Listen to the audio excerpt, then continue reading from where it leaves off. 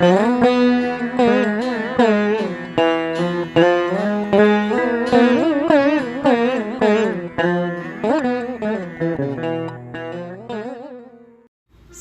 கால பைரவரே போற்றி போற்றி. ஆகமம் எனும் நியதிகள் யாவும் ஆன்ம அணுவின் அடிப்படையில் உருவாக்கப்பட்டன. மனிதர்களின் புற வாழ்வு யுக காலத்திற்கு ஏற்ப மாற்றம் அடையும். ஏனெனில் அறிவின் பெருக்கம் வாழ்வின் தன்மையினை மாற்றியே அமைக்கின்றது. இருப்பினும் அணுக்களின் இயக்கம் என்றுமே மாற்றம் அடைவதில்லை. வெட்ட வெளியில் உருகிய நிலையில் உருவாகும் ரசமானது ஒளியாய் உருமாறி இழைகளாய் திரிந்து உராய்ந்து வெப்பத்தை உருவாக்கி அவற்றையும் இழைகளாய் திரித்து இரண்டும் ஒன்று கலந்து சுழலாய் உருமாறி சுழன்று சுழன்று பாதரச துகள்களாய் உருமாறி அனைத்தும் ஒன்றிணைந்து சூரிய கோளாகவும் மற்ற பிற அமைப்புகளாகவும் உருமாறி அவற்றிலிருந்து வெடித்து வெளியேறி திட அணுக்களாக உருமாறி மானுட ரூபம் ஏற்று பின்னர் மீண்டும் சூரியனாம் பரமாத்மாவினை அடைந்து மெல்ல உருகி தனித்த இழைகளாகி வெப்ப சக்தியை உருக்கி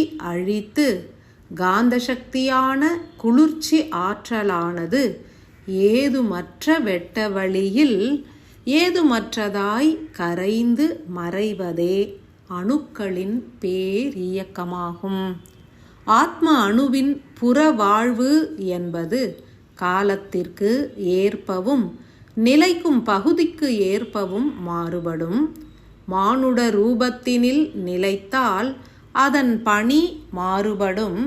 விண்வெளியில் ஓர் விண்மீனாய் நிலைத்தால் ஆன்ம அணுவின் இயக்கம் மாறுபடும். எனினும் வெட்ட வெளியில் உருவாகி வெட்ட வெளியில் கரைவது ஒன்றே அதன் அகப்பயணமாகும். அதன் பயணத்திற்கு உதவுவதே உயராத்மாக்களின் கடமையாகும். மானுட ரூபம் ஏற்ற ஆன்மாக்களுக்கு உருகிய ஆன்மாவின் துணை கொண்டு எவ்விதம் முற்றிலுமாக உருகி விண்ணேறுவது என்கின்ற தத்துவத்தினை போதிக்கும் குருவாக தெய்வங்களும் இயங்கிடுவர். கலி எல்லையில் வாழ்கின்ற மனிதர்களுக்கு அணுக்களின் தத்துவங்கள் அறிவியலாகவே ஏற்கப்படுகின்றது. உணர்வுகளில் ஏற்கப்பட வேண்டும் எனில் உருகிய அணுக்களின் ரசமானது அறிவினில் கலப்புற வேண்டும். சிவலிங்க ரூபங்களை இருத்தி ஆதி சிவனை உருகி அழைத்து பூஜிக்க உருகிய அணுக்கள் உயிரினில் கலப்புறும். மேலும் சிறைப்பட்ட பல துகள்களையும் அவை விடுவிக்கும்.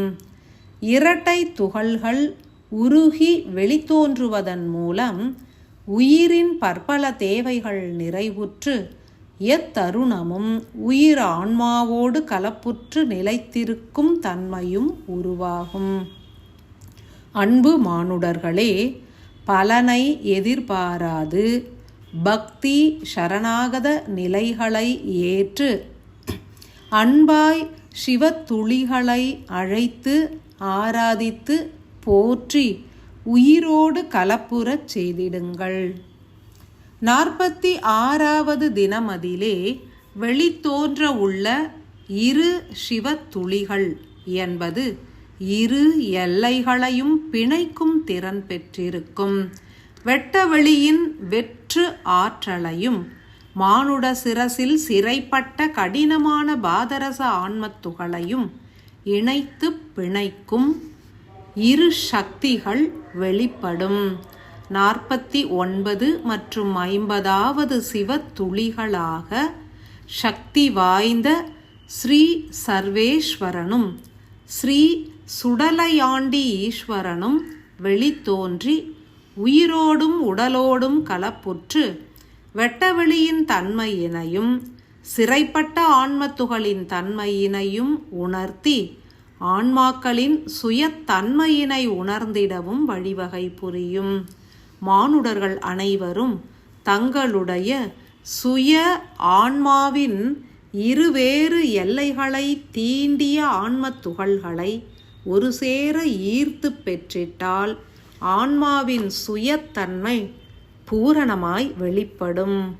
ஆழ்ந்து ஆராதித்து உங்களுடைய ஒளிப்பாலத்திலிருந்து சர்வேஸ்வர ஆன்மத் துகளையும் சுடலை எனும் தத்துவ ஆற்றல் மிக்க ஆன்ம ஒளியினையும் மெல்லன ஒளியாய் உருகிய பாதரசமாய் ஈர்த்து உயிரோடு கலந்து சிரசு முழுவதும் பரவி உடலிலும் பரவி செயல்புரிவதனை உணர்ந்திட முற்பட வேண்டும்.